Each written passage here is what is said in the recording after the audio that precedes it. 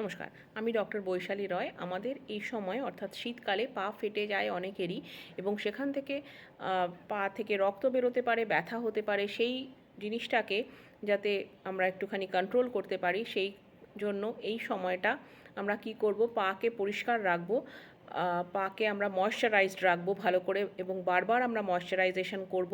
Moisturisation কী দিয়ে করব না, যেই সমস্ত ডিপ ময়শ্চারাইজার্স রয়েছে, যেমন ল্যানোলিন বা গ্লিসারিন, অথবা এমন ক্রিম যার মধ্যে রয়েছে হয় স্যালিসাইলিক অ্যাসিড, নালে ইউরিয়া, নালে আলফা হাইড্রক্সি অ্যাসিড, এই ধরনের ক্রিম আমরা ইউজ করব, এবং সেটা বারবার করব দিনের মধ্যে, যাতে জায়গাটা ভালো করে ময়শ্চারাইজ থাকে।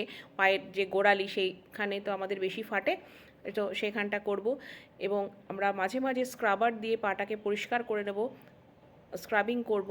কিন্তু আমরা খুব একটা হার্শ, অর্থাৎ খুব ক্ষারযুক্ত সাবান দিয়ে বারবার পা ধোবো না।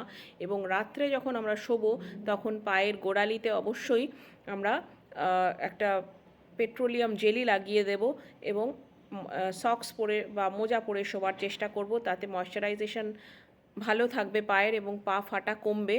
এবং এই সময়টায় আমরা ভিটামিন সি বা ভিটামিন ই, যদি ডক্টরের কোনো বারণ না থাকে, সাপ্লিমেন্টেশন নিতে পারি। তাতে কিন্তু চামড়া ভালো থাকবে এবং পা ফাটাটা কমবে। এবং এমন খাবার আমরা এই সময়টা খাবো, যেমন মাছ টা খুব ভালো একটা সোর্স ওমেগা 3। মাছ এবং অলিভ অয়েল যদি আমরা এই সময়টা খাবারের মধ্যে রাখতে পারি, তাহলে কিন্তু সেটা আমাদের জন্য খুবই ভালো হবে। Thank you.